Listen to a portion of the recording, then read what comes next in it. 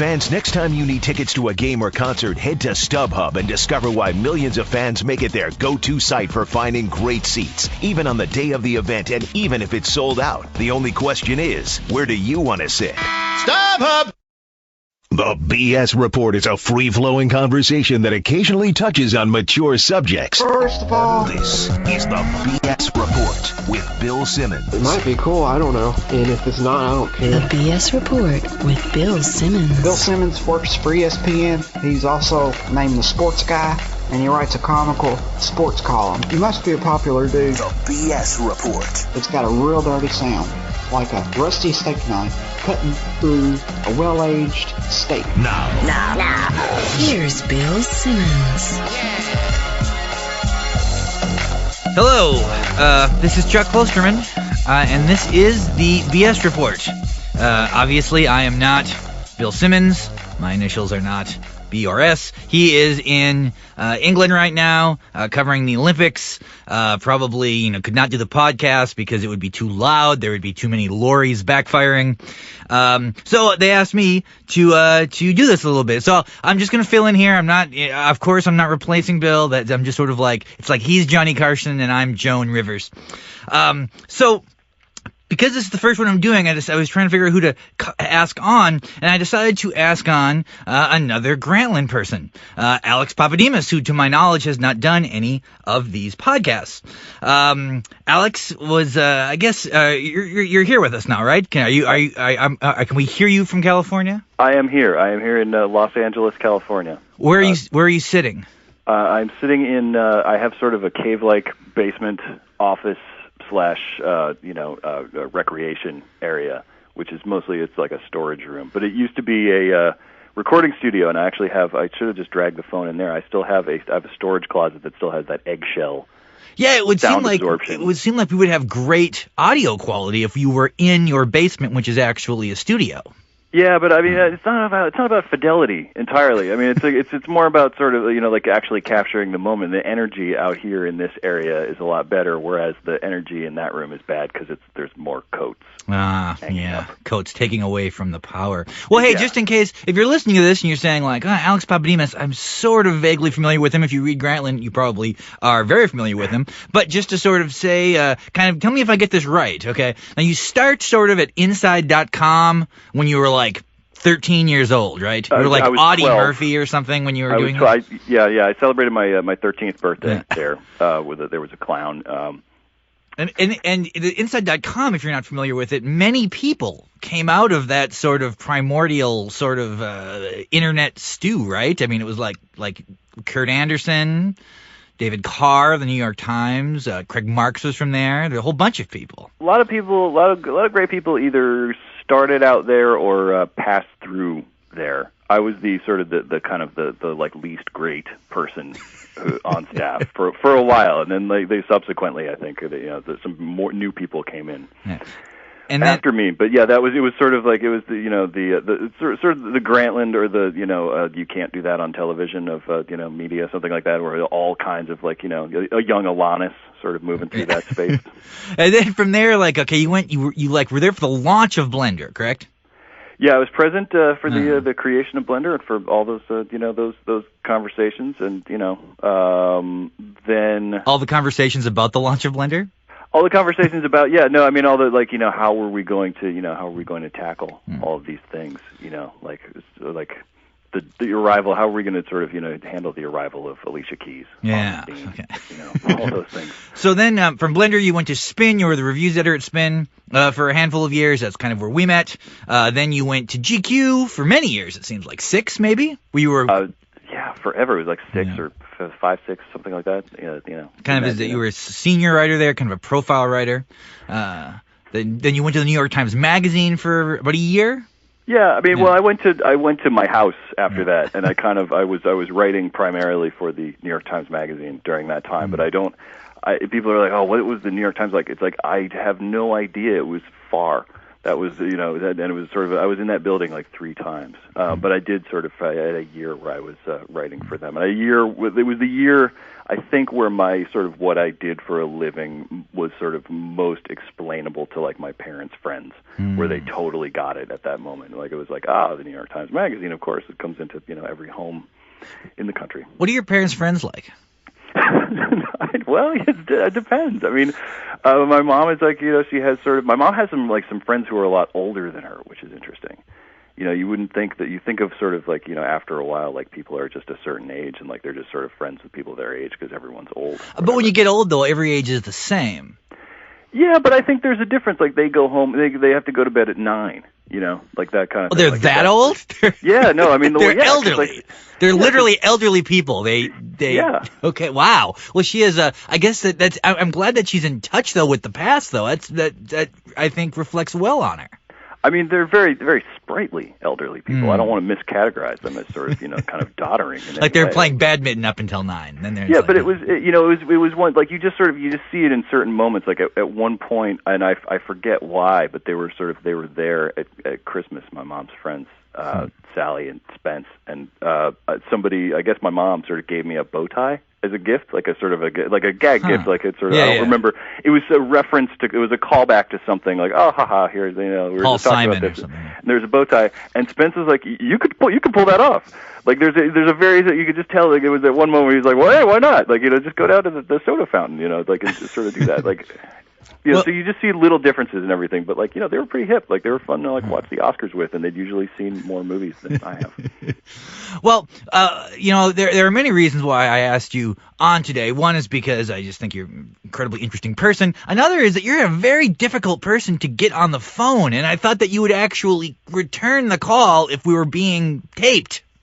It's true. I only like to interact with people, like sort of in a public form. setting. Yeah. Yeah. I mean, it's just not worth it. It's just not monetizable from a sort of time standpoint. And I'd rather sort of like but I'd rather like return emails like at any time of the night. Yeah. I just get the sense you don't use the phone anymore. The phone is a dead object to you. It kind of it's weird because I use it for this phone basically. I mean, now it just doesn't ring. It's like when it was when I had a landline in New York, it was pretty much. The only people who had that number were people who were calling me for interviews and people who were calling to see if I wanted the New York Daily News or if I wanted to save on gas. And so the only people who ever called that phone were like sort of Keyspan and Courtney Love. And it always came up as blocked. And like, here's the thing not to do: don't ever call Courtney Love from a blocked number. Oh boy. Does she call the police? She's got a lot of stalkers. No, but she'll give you a hard time about it. Yeah, my wife got me a rotary phone because I always wanted a rotary phone, so I don't have caller ID on my landline, nor do I have voicemail or answering machine. So of course no one's calling me on there except like the New York Daily News, and it just rings forever because there's nothing to stop the ringing. Right. So I don't know what to do. I guess I could just unplug it, but then it kind of takes away the satisfaction of having a rotary phone in the house. Do you have to? Is it the kind where you hold the sort of the bottom part up to your mouth, and then the earpiece is a separate thing, like where you hold it like sort of 2 pieces, kind of like that? No, it's not that old. It's just like a red phone, just like kind of like the phone like Bruce Wayne would have had in the in the house. Sure, under a cake saver, so that it wouldn't accidentally get knocked off the hook or whatever. Yeah, I've been meaning to ask you. I want to talk to you about Batman at some point. We got to remember to hit on that. Well, there's something I want to talk to you about immediately, though, because I feel that you are specifically well positioned to answer a question I have. All right. Okay, particularly when you were at GQ, but really for the entire trajectory of your career. You've done a lot of celebrity profiling, which I kind of feel like not only, have you sort of interacted with these people in the limited capacity of doing a profile, I think that you've thought a lot about the celebrity experience simply by the nature of what you have to do when you write about someone. And I'd say that's fair. One of the people that you did, I think, either the best profile ever of, or maybe just the only meaningful one ever, was Robert Pattinson. I don't know, how many years ago would this have been? 4 years, maybe? This would have been, I think it was 3-4 years ago. It was around there. So it was whenever it was after Twilight was already out. So whenever that came out, it was that had already that movie had come out. That phenomenon was happening. It wasn't like what will happen to him. It was kind of like the question of whether he would be the Mark Hamill of our time. Yeah, or it might have even been just before the second movie was coming out. Could that be possible? It was a weird. We did it at a weird time. I remember in this sort of chronology. It was an unusual thing for GQ. It was mostly like to do something like that, not pegged to a direct sort of movie coming out, because he didn't even have like another thing. It was pre-Water for Elephants. Yeah. Time as well. So I think it was just that he was so popular and so good looking that and we so needed somebody popular and good looking to put on the cover that we're like, yeah, we'll break the normal sort of, the protocol of pegging a cover story to a thing coming out. Okay, well, here's my question, and I realize that, like, you can't, like, you had a limited amount of time with him. It's not as though you can give a specific response to how he must feel, but I'm curious about something. He's obviously been in the news. Kristen Stewart is his love interest, and now she has kind of publicly cheated on him. It's been captured and photographed, and now, so it's kind of been this big firestorm among people who are really interested in this. And here's what I'm curious from you, okay? Considering who he is and his position in life and his sort of celebrity nature, and the person who his love interest is also equally famous, right. To have this happen, to sort of to find out that, your girlfriend or wife or whatever has been cheating on you, and, is it worse for him because he's famous and the entire world sort of is then engaged with this deception and this sort of embarrassment? Is it not as bad as it would be for a normal person because of that same reason? He's like, well, this is just kind of the game of being a celebrity. This sort of feeds in to sort of the very strange relationship we have. Nothing in our life is real. This is just sort of another part of kind of the weirdness of my life. Or is it absolutely no different than it would be for, say, you to find out your wife was cheating on you, or me to find out my wife is cheating on me? Is it actually devoid of the celebrity experience? What I'm curious about, I guess, to simplify it, is how does being the person he is change the way he experiences this kind of problem?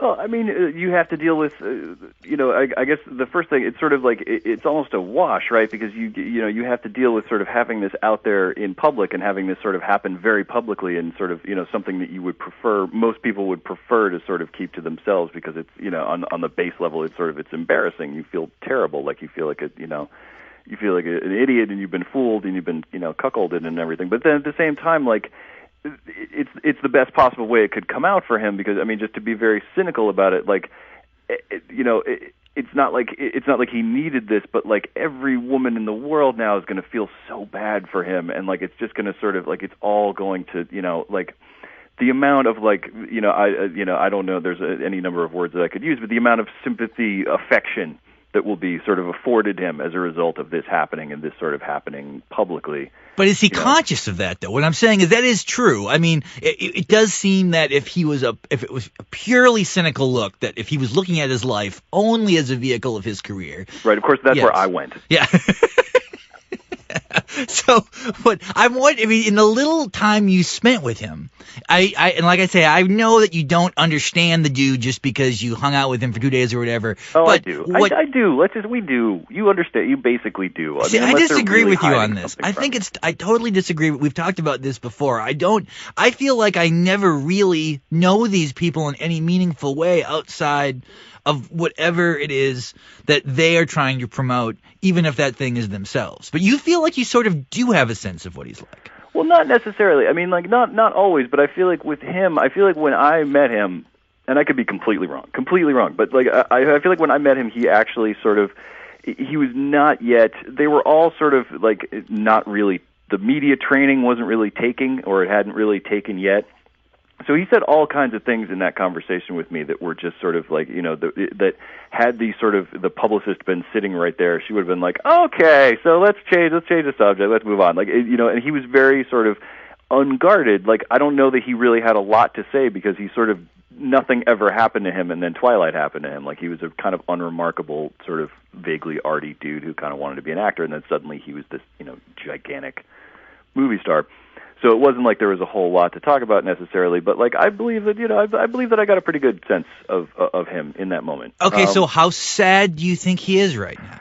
Well, I think he's actually probably, the truth is, I think he's probably incredibly destroyed. My sense was that, and my sense from like, the kind of like based on having the limited experience that I have with him, and also like, reading stuff and everything, is that he was the pursuer in that situation for a long time, and she sort of rebuffed him, and then at some point, and I mean, that sort of makes sense with the sort of the timeline of like where they sort of let it be public versus when everybody sort of assumed that it was going on and everything. And so he was kind of like, I imagine there was always that insecurity because she had all the power because she was the one saying no. And so, like, once you get into that relationship, right, like, there's always, like, I mean, like, I don't know, it's like, I forget if this is a you-ism or not, but, like, the idea of, like, sort of, like, the person with all the power in the relationship is the one who loves the other person less. Yes. And I think it's absolutely, like, I think he probably lived with the fear of this happening for the whole time, that like she would sort of change her mind, like it's sort of like that that it wasn't. Although it seemed like she seemed very upset about being caught. So I mean, sure, no, she seemed to feel terrible about it, but and that's a separate issue, because I actually found that apology to be very sort of to be very real and very kind of like just the way that you would actually like it didn't seem like something her PR person sort of crafted for her. Like it seemed like she sat down and typed that, and like sort of that's how she actually felt. Like I feel like it's I feel like she's as genuine as sort of people in that situation get. Well, it's always weird when there's a relationship between an actress and someone directing them in a film, because it does. I mean, that's such a strange dynamic. From the first time she meets the guy, she has some social pressure to want him to find her attractive, because that will change the way he shows her on screen, and it might expand her part or whatever. Plus, she just wants him to like her in general. He then has this strange position of power over her, where part of the day he can literally tell her whatever he wants her to do. I can see how this relationship could happen, and then she'd be like, I was totally sort of, for lack of a better term, forced into this. Yeah, but it's such a soap opera dynamic too, because doesn't his wife play her mom in the movie? Isn't that the situation? Something like that. And then she kind of went, I don't want to say crazy, but she kind of went crazy too. Didn't she put like some picture out on the internet of Snow White, and sort of with some kind of like criticism of Kristen? That was like a strange move to do. It doesn't really downplay the public nature of the embarrassment, Sure. No, although I think if that happens to you, if you're the wife, you kind of get a license to do whatever you want on Twitter. I think you get to blow up on social media in any way that but is it a good move to do that? No. I mean, it's like, I think that, I don't know if that, because prior to doing that, she would have been only sympathetic, right? I would say she's definitely less sympathetic now. Yeah, I kind of feel like it's sort of, especially in that dynamic, it's like the sort of like your husband has an affair with and I guess we should say allegedly or whatever, I don't know, but like with the young actress who's playing your daughter in the movie, and like he's sort of like he's cast you, and it's just one of those things like you almost kind of couldn't, if you saw it in a movie happen, you'd be like, oh come on, really? It's like that's a little on the nose, So like I feel like she's sort of she's clearly she and Pattinson too are the wronged parties in this situation. But yeah, I imagine, to sort of loop back, I imagine there's a lot of bad renditions of Nick Drake songs being played on the guitar in Robert Pattinson's darkened apartment where he sleeps upside down in dirt from his homeland. Does he seem like a depressive person naturally? No. He seemed like a very kind of not. I don't think so. I think he seemed like a sort of hapless, goofy British guy, like kind of like like just actually like sort of without any kind of vampiric sort of depressive qualities, the sort of the thing of like, oh man, I'm 1,000 years old, all my friends are dead, like that sort of. I guess that would have been surprising if he did believe he was a vampire. Well, yeah, no, but none of that. Yeah. None of that. It's just no kind of not a lot of Bauhaus going on. But yeah, we were saying that he wasn't, his natural disposition did not make them think he'd be the perfect vampire. He became whatever the perfect vampire is, if he is the perfect vampire. And I think that's sort of what made him the perfect vampire in a way, because I think people recognized a kind of like, he's an eternal, he was in that movie, he's an eternal teenager. He's not like, Count Dracula, who's like an eternal sort of like rich guy in a castle, like, sort of like with fine manners, like enjoying fine wine or whatever. Like he's kind of trapped at like that, sort of teenage awkwardness forever, and that sort of like teenage hormonalness forever. And like that's why, like, I mean, I like the first one, the first movie in that series. I like it better than any other part of it, including the books. Like, just because I think like, it really gets that sort of where he's basically like, he's so like hot for her that he's like chewing on the back of a chair or something. It's like it gets that sort of over the top kind of teenage emotion. But yeah, he's like an awkward dude. He's like sort of like a, he's uncomfortable in these situations, and like that's like really good, it's good for a profile kind of thing. I mean, that's pretty much. What do you think their relationship was like? Like, what do you think they talked about? Do you think they mostly just talked about the machinations of Hollywood and the weirdness of their experience, or do you think that it was probably more normal than I am speculating?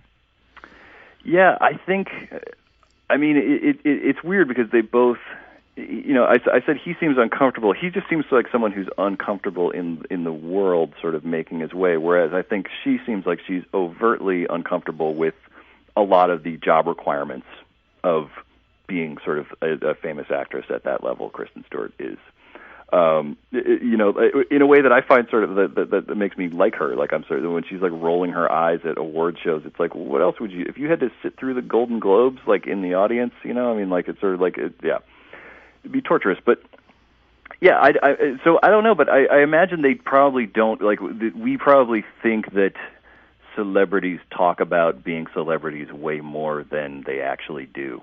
And they probably just talk about boring stuff like, should we get an exercise bike for this room, or is it too big? It's possible, I guess, but I mean, think of how often you talk about your job and your wife talks about her job and the things like that, the things that are occupying your life at any given time. Maybe I have a skewed perception of this, or even when you and I talk. Usually our conversations begin with kind of what we're doing in our career and stuff. So wouldn't that still be the case for them? In fact, even more so, because they would also have the added complication of constantly dealing with people's reaction to it. Yeah. Well, I mean, I think maybe it's sort of, but it would end up being more about sort of the the reaction and stuff. But I don't know. Maybe they sit around and talk about the craft.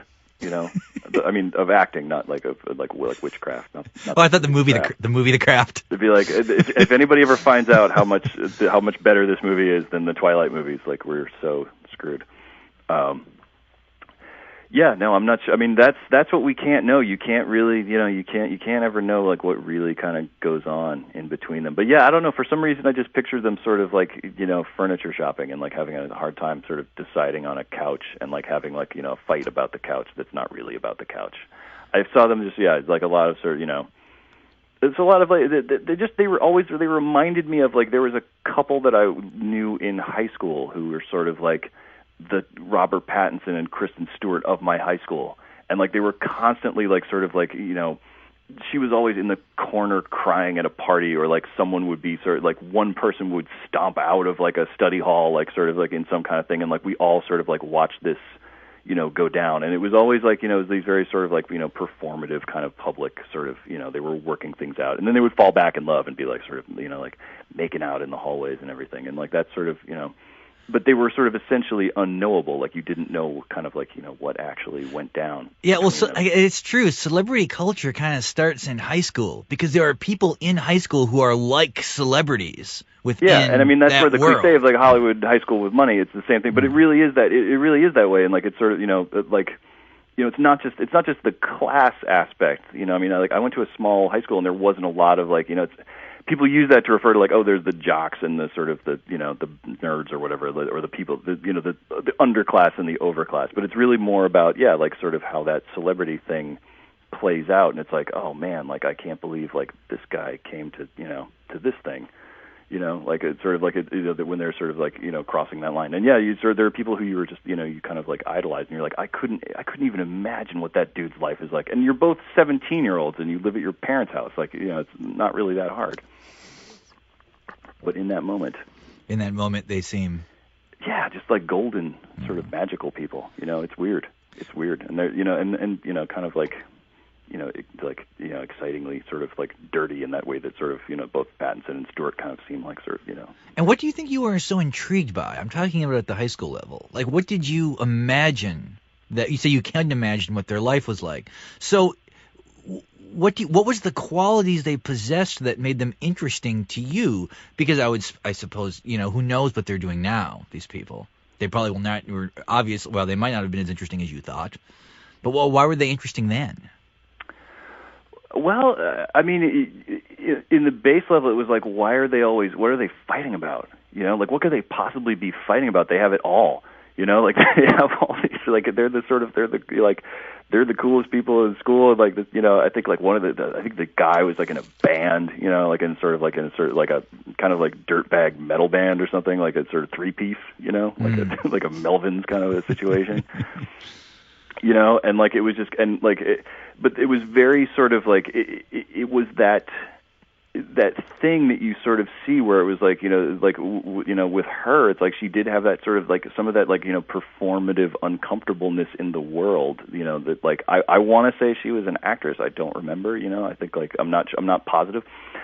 But it was that same that you see in Kristen Stewart, where it's just sort of like I'm actually like this whole thing, like just being in this room makes me feel like my skin is on fire, like whatever that was, and like it is. You're right. It's your first sort of introduction to, and now I think like celebrity culture is more like that than it was years ago because we see these people every day now. Like we actually sort of like we might as well be going to high school with them in some ways because like we can't get away from kind of like pictures of them and information about them and all those things.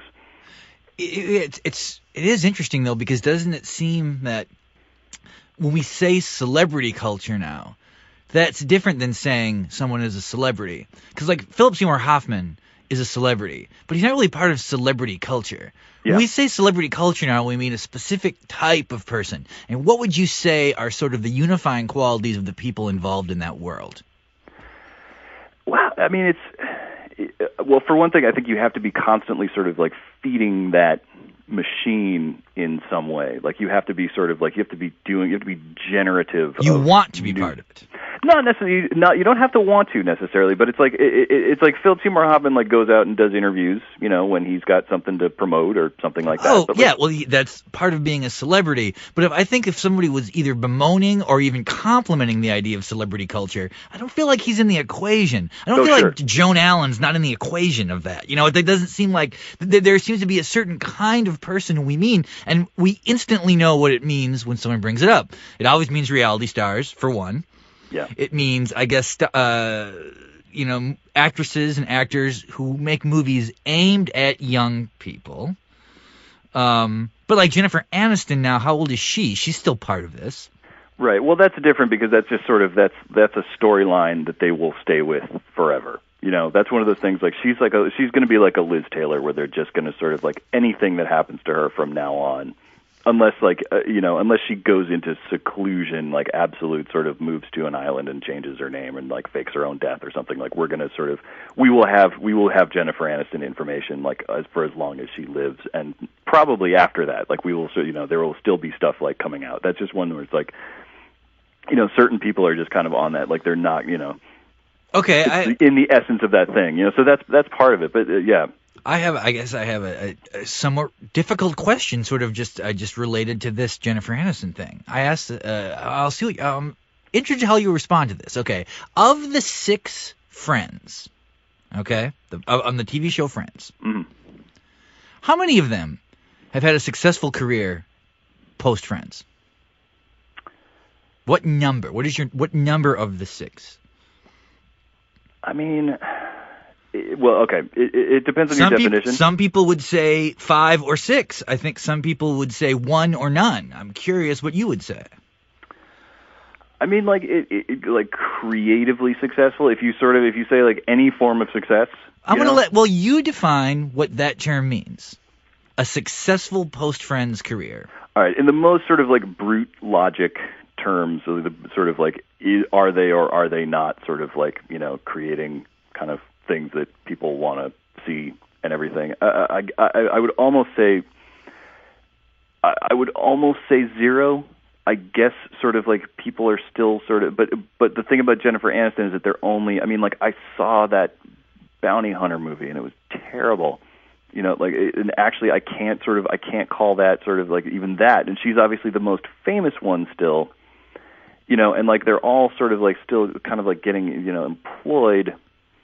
I don't know. I want to sort of, I want Matthew Perry to win. I want so badly for that to happen for some reason. You badly want it to happen. But I don't. But I acknowledge that it hasn't happened yet. Yeah, you know? but what? Because you just in general, you just kind of pull for him. I kind of do. There's a moment in, I forget what season of West Wing it's in, but there's a moment when he shows up on West Wing. I think like Friends was maybe winding down, you know, at that point. And there's a moment when he shows up, he does like a 3-episode arc on the West Wing or something like that as like a speechwriter. And he's the speechwriter who sort of turns out, because this is always what would happen in the Aaron Sorkin thing. It's like, you know, it's like, oh my God, this guy's such a nice guy, and like we can't figure out what's weird about him. It's like, oh, he's a Republican, you know, like it was always like that sort of like, you know, I can't believe like he's human and like, you know, walks upright and eats food, like, you know, like not babies.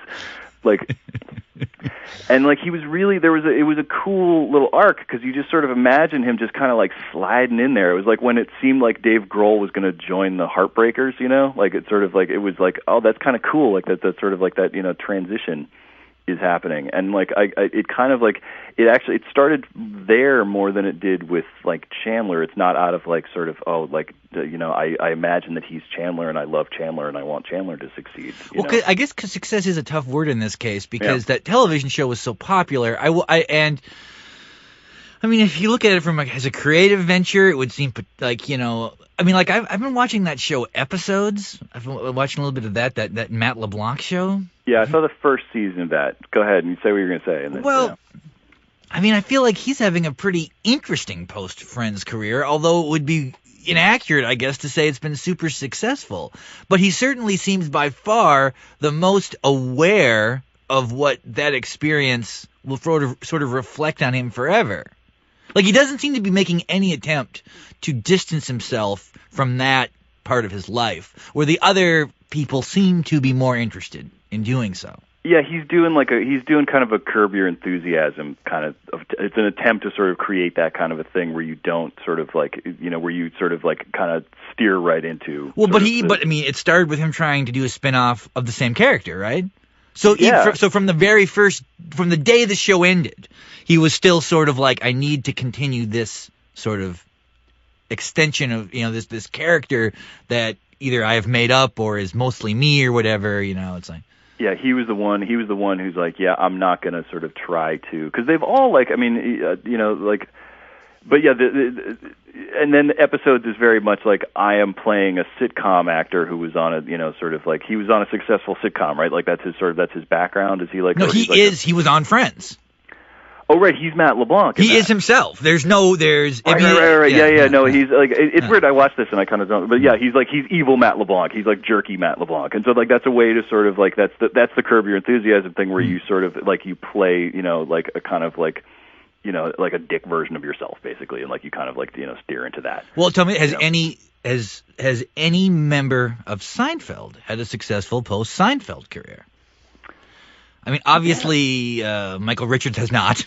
Michael Richards, yeah, no, I mean, I think, like, you know, I guess in terms of commercial success, like, yeah, like, you know, totally, but, like, you know, because, well, I don't think any of them, what commercial success? Well, I guess maybe it's not commercial success. All right, you know, like, Julia Louis-Dreyfus is another person that I pull for. Yeah. In a big way, and I think Veep is amazing, and nice. I think it's not, and I don't, while I think a lot of that is Armando Iannucci and this amazing sort of like supporting cast, like where they're all great, like she's really good in it. It's not like they just took somebody and kind of like plopped her in the middle of some really kind of awesome sort of, you know, vehicle, and she's the famous person that's like the buy-in that allows the sort of the thing to happen. Like I think she's actually like legit really good on it. But that's, you know, that's creative success, you know, more than it is sort of, like any kind of, I don't know how that, I mean, that show got picked up, but like who knows what that means anymore. It's like, that's sort of, it's confusing over there now. They just do it. I mean, they do it, I think, partly just to sort of get people, so people will know that like they're not wasting their time by, catching up on it and like sort of watching it. Like I think that's why the super fast pickup is. Well, I better start watching this season because it's going to be around for a while. Like, Yeah, and it's like now if it doesn't happen, if the show isn't picked up immediately, you somehow get the sense that HBO perceives that the show is a failure.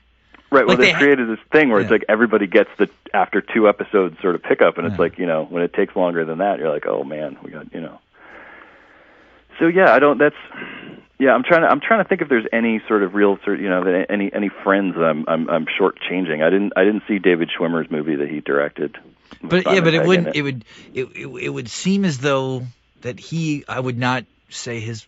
I mean, it's a strange here again because in a way, all the people are still to a degree successful. They're still working actors. They're able to kind of do whatever they want, but it doesn't feel that way somehow, Yeah, it does feel like sort of solo career, like whatever you think about, Frank Black and the Breeders, like it's not the Pixies, no matter what. They're like the Pixies of comedy. Well, but okay, how many of the Pixies have had successful post-Pixies career? Well, that's different though, because you don't have to. Because Kim Deal is more successful as in the Breeders and herself, I would say, than she was in the Pixies, even though the music was better. Yeah, no, it's true. It's true. Whereas Frank Black is just sort of, it's like that's a true. He's just continue to be a true cult artist. I mean, like I wonder, sort of how much better the sort of best-selling Frank Black album did than the best-selling Pixies record. It's probably not that much of a difference. I suppose it was in Teenager of the Year, I suppose. I suppose, as well it should be, because that's a fantastic record. But, okay, Courtney Cox, we're shortchanging Courtney Cox. That's who I was trying to, like... she's had a good career, I would say. Yeah, she did have, I mean, like, Cougar Town, that was sort of, like, that's, like, how long did that, I think it's still on, right? Yeah, I have no idea. So. But I feel like I see it on the guide listing. No, it's going to be on TBS now. It's moving over to TBS. Is there anything you want to chat about? I guess. Yeah, I mean, well, all right. So I'm probably going to regret doing this, but I'm going to see Total Recall today, and I kind of wanted to know just from you, like, if that technology was available, the Total Recall technology, like, do you think that you would use it? Say for the sake of argument that you're not really a secret agent who like killed people on Mars. You're just you. Yeah. Well, well, first of all, I gotta say, of all the Philip K. Dick sort of possible technologies, doesn't it seem like this is one we could have? I mean, it totally seems reasonable that to me, or plausible, that in our lifetime it could be possible to implant people with memories. Because there's nothing, doesn't that seem like that could be done? Way more than replicants. Yeah, than, like, people, like those the suits from Scanner Darkly that like change you into multiple people. Like this seems like. No, I think that's right around the corner. That's any day now. Well, I suppose as a form of camouflage, kind of. Form of camouflage. I think that's almost there, and I think we're closer to that than we are to pretty much anything else. Like I was gonna agree with you, but I think actually that's you might be right. I guess. But here's why it seems so possible to me, though. Wouldn't it? Like, okay, is hypnotism real? If we agree that hypnotism is real, and that if you can give someone a post-hypnotic suggestion, it does not seem that far that without any kind of drugs or any kind of tools, that you would be able to create in someone with the ability to go into kind of a hypnotic trance that something happened to them before, and their brain would fill in the spaces. I mean, it's like when you ask someone about a dream that they actually did have, they remember parts of it, and then they describe the rest with their conscious mind, sort of. They kind of, they put the pieces together. So it does seem to me that this is a possible thing, and I think it would be great. I think that it would solve a lot of problems. Yeah. I think you're right. I mean, but then there's also the sort of, there's the possibility that, like, people would just stop having experiences. I guess it would depend on how cheap it was. Well, it was probably but would that stop people from having experiences? Because, okay, let's say that I was able to implant the memory for you of like climbing K2, and we implanted this really vivid, wonderful memory of you climbing this mountain. If you really did love it, you probably would want to attempt to experience in life. Or, I suppose, theoretically, just keep getting new and new memories placed in where you conquer K2 over and over again. But I don't... Yeah, I remember conquering K2 over 12 times. It's not to brag. Well, I mean, like the holodeck idea. That does seem like that would stop people from... why would anyone live outside the holodeck if they could? Yeah, no, I think the holodeck is definitely I think if someone's working on the holodeck, they should stop it because we don't have the self-control. We would not be able to stay out of the holodeck. We would pretty much, I mean, that's not true for everybody, I think, but I think we would definitely end up with a class of people that were just holodeckers and just never, that sort of, and I guess it's tough though, Alex, because I guess now that we're talking about it, if that was the case, that people had no self-control and just wanted to spend all their time in this holodeck situation creating these scenarios, why are we certain that would be bad? I mean, I know it feels like it would be bad, but, I was thinking about this the other day. I mean, what if it turns out that when we die, what we find out in some sort of interesting afterlife, that actually the experience of being alive really is just suffering, and there really isn't a point to the suffering. And the best thing you can do in life is just try to avoid the sense of suffering. So it turns out people who are drunk and high all the time and sleeping a lot were right.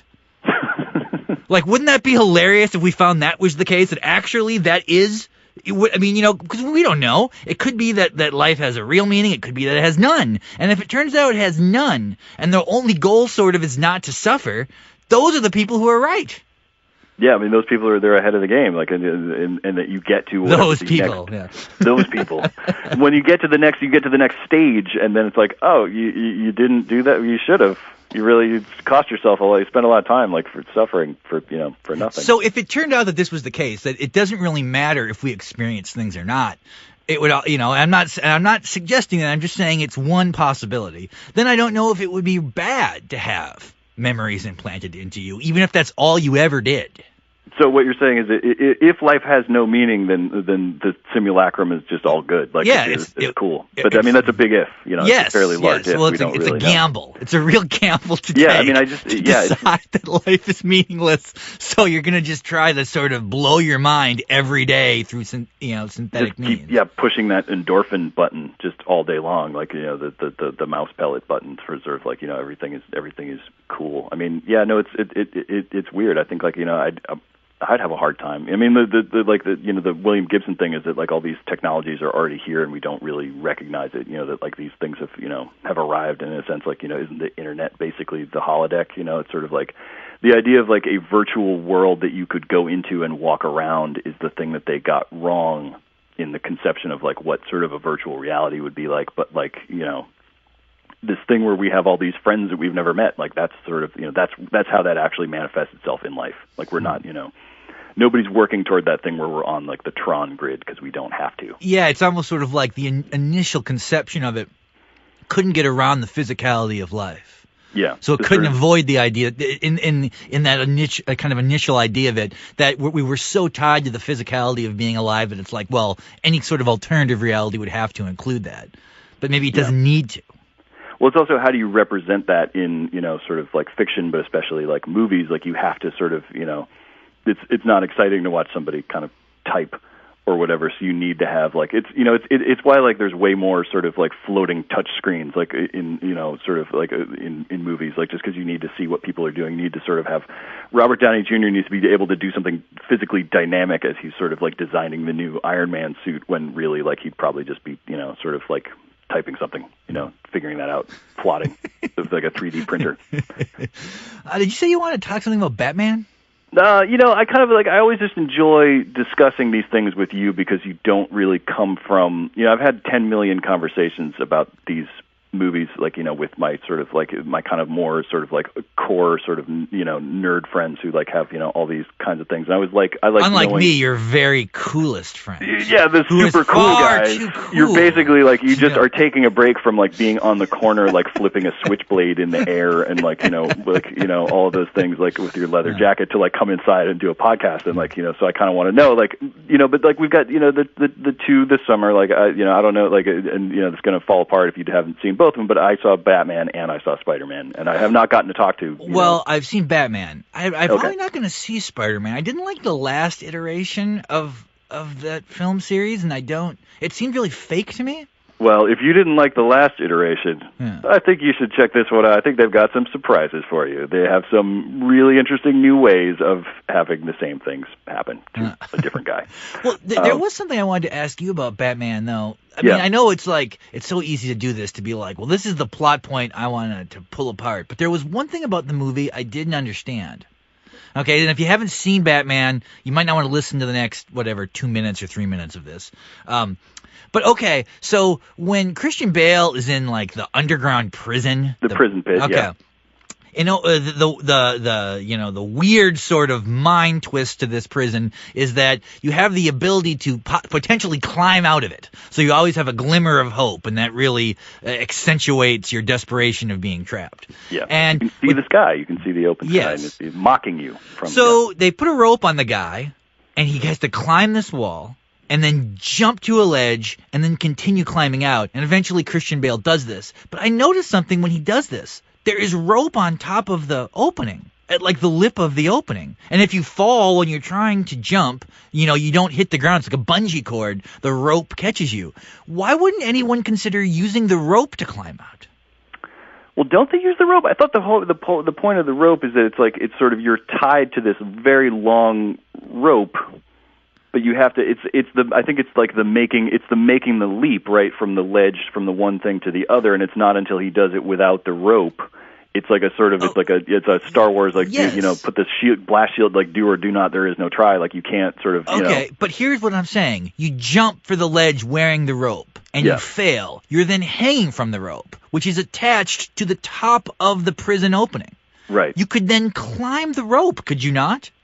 I suppose you could climb the rope. What am I missing here? It seems so obvious to me. I was like, I must be missing something, because this seems like an obvious, weird thing to overlook. Right, for that loophole to be there. Yes. It must be in some way that you can't climb out the way the rope is, like maybe the rope is too long or something like that, But it's true. Well, because they show them like battering against the sides of the thing, like that's how they die when they fall with the rope.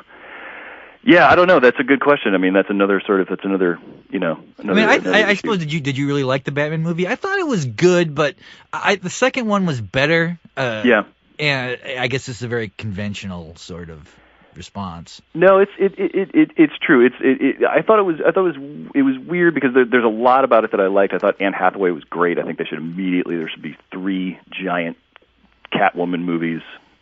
Or I saw somebody suggested, like, the sort of just a sitcom about Catwoman and her, sort of like grifter roommate, like, which would be fantastic. I like that a lot. There's like 2 broke girls, but like with one of them is Catwoman. Like, that seems like a really good idea.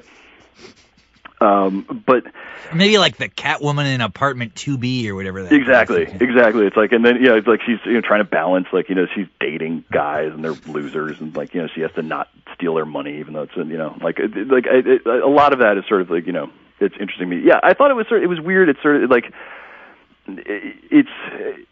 there was all this attention, like, oh, is it going to be ahead of time? It was like, oh, is it going to be about Occupy Wall Street or something like that? Well, and it kind of was, in a weird way. In a weird sort of like facile way, but it's weird. What I found weird about it is that ultimately sort of like society comes down to the sort of 2 dueling factions of society. It basically comes down to crazy anarchists who just got out of prison and were given AK-47s and the police. Like, there's no one else is like has an active participatory role in this thing. It's just basically, it ends up being a war between cops and like this army of criminals led by, this crazy dude who, talks like Orson Welles. or whatever it is, and like there's no kind of like, because I actually like I've been reading the one of the, it's a little bit, it's not based on any comics, this movie, Dark Knight Rises, but it's based on a couple of them. In like there's elements from certain ones, and one of the storylines is this thing, No Man's Land, the idea of Gotham being cut off from just the rest of the world. Like there's an earthquake in this thing, and like it's sort of like it's fun if you like sort of like there's a cool map at the beginning where it shows like, oh, this is like the Penguins territory, and like this part is the Gotham City PD is like holding this part of it, and there's like different kind of color, it's color coded, like Killer Croc has all the sewers, and like like that part is cool and everything, but in that, like, you do get a sense of like, I guess what I almost wanted it to be longer. I wanted like an extra like 2 hours kind of in the middle. I felt it was pretty long. Oh, it's too long. I felt it was pretty long. Hey, here, has there ever been a comic book like this? Has there ever been a comic book about Gotham City that didn't involve Batman or any criminals?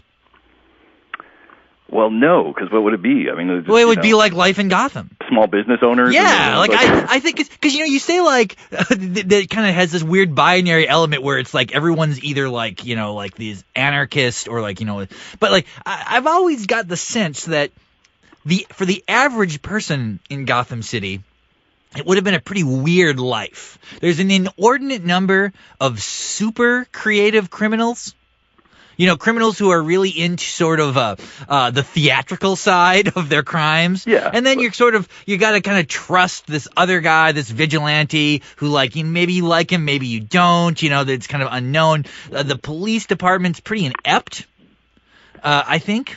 Yeah, thwarted. I mean, it would be an interesting life there. I mean, if you were a business owner in Gotham, or just or it doesn't seem like there could be a comic book where it would be about people living their lives and just like following what's going on with like Batman and Joker in the news. Like they're just reading the newspaper and watching TV, and they're kind of having their own life.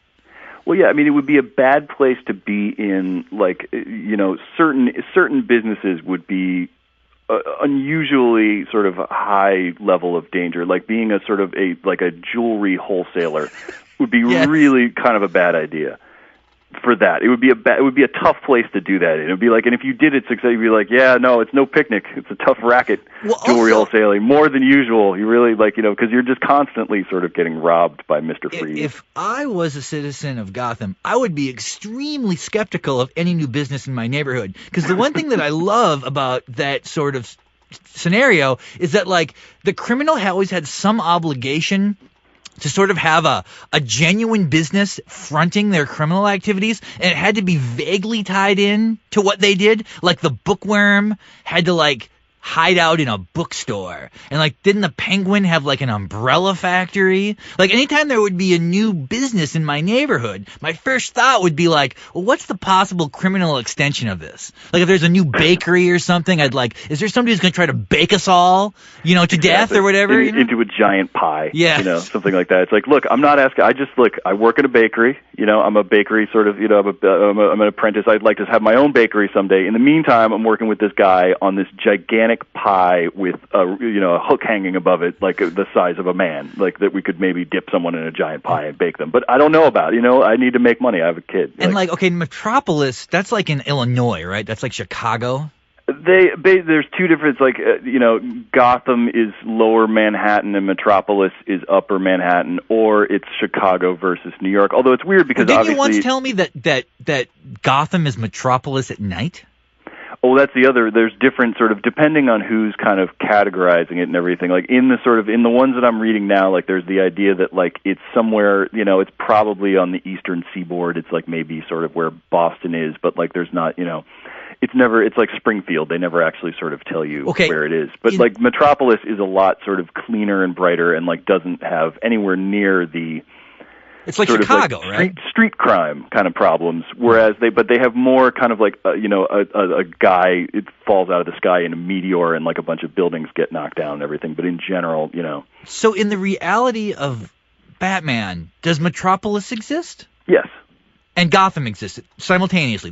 These are two cities. Yeah, and there's the city. They all have different cities, and like they've kind of like it's like because DC is older, so they had to sort of retroactively do these things, and they initially like didn't exist in the same world to any extent. But now it's like the idea is that there's Metropolis and there's Gotham, and then like it's like in the Marvel comics, it's all New York. It's all real cities. Like there's no sort of there's made up cities like there's a made up sort of jungle land like in the like the Antarctic or something. But like basically like for the most part, it's like the real New York, and it's like it sort of has the geography of real New York. But like in DC, like the Flash lives in his own town. Green Lantern has his own. Where does the Flash live? The Flash is from Keystone City, which is, I think, it's supposed to be close to Metropolis. It's like, it's bad nerddom. Like, I'm going to get this wrong, but like it's sort of that exists. And then Coast City is Green Lantern City, which is another. And they're all sort of like they're basically all kind of just you just need buildings and streets and stuff. It's just because in this Batman movie, there's that football sequence, right? And Gotham, I believe, is playing like Rapid City, South Dakota. Yeah, like it's the Rapid City Wranglers or something. Yeah. So it's like now I was thinking to myself, okay, in this situation, does Rapid City represent Green Bay, Wisconsin, like a small community that has like a community-owned pro football franchise? But then my other thought was, well, wait a second, how do I know that in this reality, Rapid City isn't like Kansas City? It isn't huge. I mean, this is what I want someone to do. This would be a great thing for you to do. I don't know, maybe it's already been done, so you would just be kind of chronicling this, or you could actually make it up. Like, I want to know what it's like in the rest of the world in these superhero universes where the superheroes aren't. Like, what's going on in like South Florida in the world that Batman exists in? Right. I mean, because he doesn't, he has, I think, gone to those places on occasion. Like he'll go to the bayou or something to sort of investigate like a crime or anything. So I just looked this up. The Batman sort of not Wikipedia, but the Batman wiki. That's sort of like the Wikipedia just for Batman. Because that's really important. There's apparently Gotham has two baseball teams, the Gotham Knights and the Gotham Griffins, because figure every time they need a story, they want to have a story take place in a baseball stadium or something like that, where Batman has to sort of like Batman at the bat or something like that. Like he's got to, sort of like he's got to hit this ball, it's got a bomb in it or whatever. So they have to invent another, The basketball team is the Gotham Guardsmen, the football team is the Gotham Wildcats and the Gotham Knights, and they have an ice hockey team, the Gotham Blades. I mean, it just seems like in this world somebody would have been like, I'm going to do an entire history of the Gotham Blades. I don't know why that hasn't. It seems like that would be a fun thing to do. I mean, or like what's like the rock scene in Gotham? Like, does he ever go to clubs? Oh, it's like Detroit in the sort of early Jack White era. That it's like really, it's like, yeah. Look, you can live here really cheaply, although it's probably harder to live in an abandoned warehouse. Because those are all in use, in some way. Like, it's sort of hard to get that, but it's like, your van will get broken into probably a lot, like you'll have to deal with that because there's a lot of sort of, a lot of street crime, but like, and it's probably like, but it's probably a badge of honor, to actually be from Gotham City. Yeah, like whatever the new Stooges would come from there. Whereas in Metropolis, the band would that be like bands from Seattle? No, Metropolis. I think there's there's a lot of media. Hill. Oh, there's a lot of media. Okay, a lot of media there because there's both TV and a major metropolitan newspaper. So maybe like Toronto, like Metric or something would come from. Yeah, exactly. There's a lot of sort of like so it's probably like you're in like the sort of like immediately as your band rises up, like you don't get to do a lot of things without sort of Or like, Minneapolis. I guess that might be the most logical thing. That's kind of a bright place. Yeah, it's an upbeat kind of positive, sort of like, it's a go-go American city and everything. You don't really know what the, although buildings are getting destroyed there all the time. Like, you're more likely, I think, to die of a building falling on you in Metropolis if Superman's not there to sort of catch it. Whereas, like, Gotham is sort of just generally kind of, crumbling and sort of like a lot of, like, sort of gothic masonry and everything. So a lot of dark music, I think, coming from Gotham. Okay, well, I suspect the last 15 minutes of this will be cut off anyways. Well, that's okay. So we might as well sort of end the conversation. It's great talking to you again, man. It's been great talking to you too, and I look forward to talking in some non-podcast context, I guess. I don't know. Well, we'll just tape them anyways. We'll be like Lyndon. I'm like Lyndon Johnson. I tape record every conversation I have. Yeah, so future historians will have a huge archive of every sort of interaction I've had over the phone. And they'll be like, "Where's that 8 minutes of conversation about Gotham's sports franchises? What happened in that transaction?" Okay, man. All right, sir. I will talk to you soon. I am going to go see Total Recall now. Okay, go meet Fearman. You will have new memories. No. I'm going to go plant some new memories of having seen this movie. I wish I could just plant the memory of having seen it without actually having to get all the way downtown. All right. Okay, bye-bye. So I get to sign off. Whoa! Thank you for downloading the BS Report with Bill Simmons. Too much fun. Check out more podcasts at the iTunes Music Store or at PodCenter at ESPNRadio.com. Peace out. All right, fans, by now you should know that millions of fans use StubHub and the StubHub app to find the seats they want to games, concerts, and more. But one thing you may not know is that you can also go on StubHub to set a price alert. That means you choose where you want to sit and the price you want to pay. Then if another fan lists tickets for sale within your price range, StubHub will email to let you know. Pretty great, huh? So head to StubHub today to get your tickets or the app to set a price alert. You can't go wrong. StubHub!